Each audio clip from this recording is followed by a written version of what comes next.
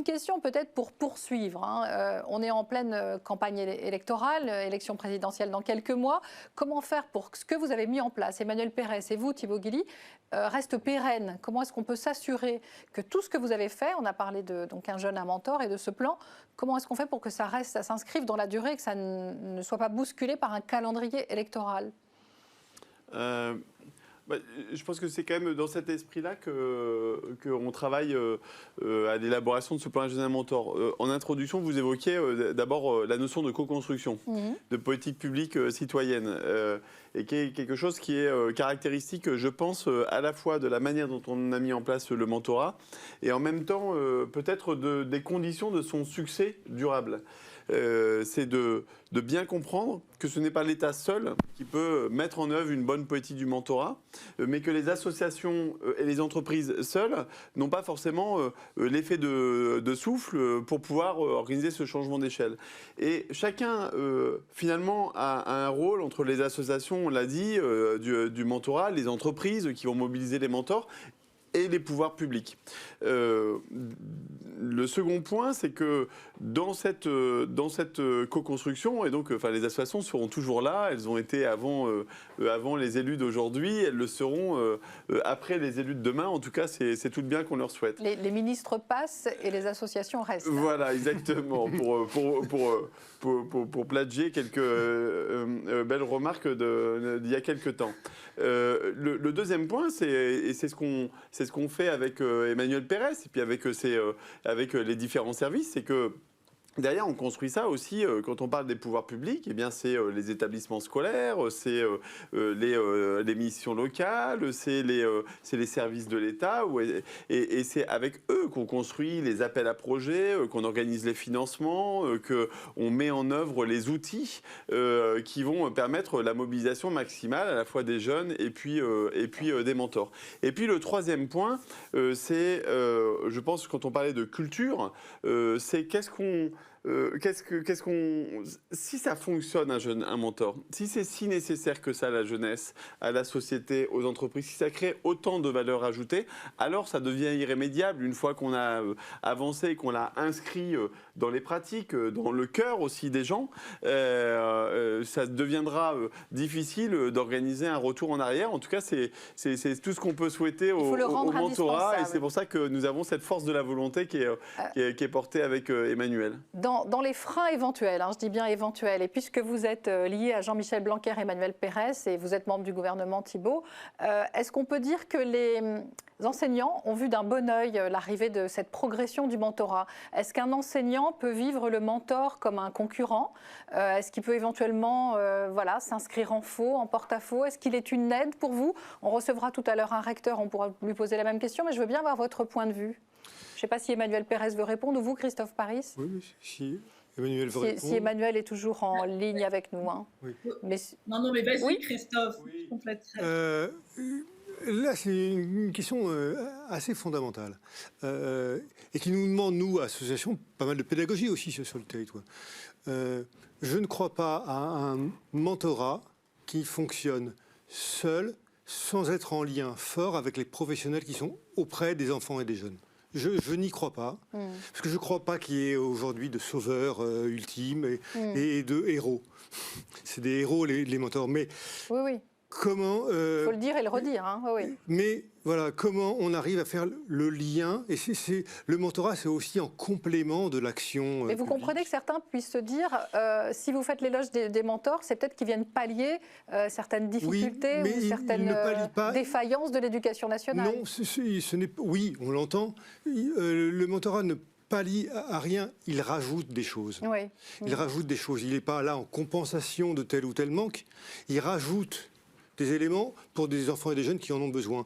Et oui, il peut y avoir au début une interrogation des enseignants ou des professionnels des missions locales qui disent pourquoi, comment ça va s'articuler. Puis assez rapidement, comme le mentor n'est pas là pour une action précise, ce qu'on expliquait tout à l'heure, il est en transversalité, très vite, le jeune reprend confiance, le jeune se met en dynamique, et très vite, les enseignants voient qu'ils sont en capacité, eux, enseignants, de mieux faire leur travail d'enseignant. Et très vite, il y a une complémentarité qui se fait. Et donc oui, il peut y avoir des freins au début, et c'est le travail des associations de les convaincre. Et très vite, ça fonctionne, cette complémentarité est évidente. Et donc très vite, les enseignants, on parle aux autres enseignants et très vite, on dépasse. Mais ça nécessite d'avoir une impulsion de départ. Oui. Et après, cette complémentarité entre des professionnels qui font un travail de professionnels et puis des bénévoles qui sont là pour accompagner le jeune dans ces différents moments. Et ben, cette complémentarité prend sens dans l'action concrète. Et j'ai une question, là encore, pour vous trois, et Emmanuel Pérès, n'hésitez pas à y répondre aussi. Il y a un gros dossier aujourd'hui dans le quotidien La Croix sur le mal-être des adolescents qui poursuit ce qu'on sait, je le disais, c'est vraiment le fait que les jeunes sont parmi les premières victimes de cette crise actuelle, et donc il y a un mal-être psychologique aussi.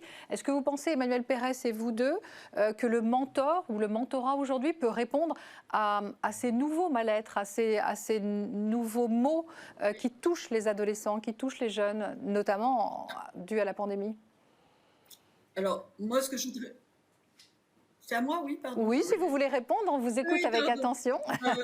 Oui, donc l'idée... Non, justement, le mentorat n'est pas en substitution ou exclusif de quelque chose. Je pense que ce qui est très intéressant dans ce que nous avons organisé avec Thibaut, Christophe, le collectif, c'est effectivement des modalités de travail qui sont dans la coopération. Et le mentorat, c'est aussi complètement de la coopération d'une certaine façon, c'est-à-dire c'est pas en exclusivité.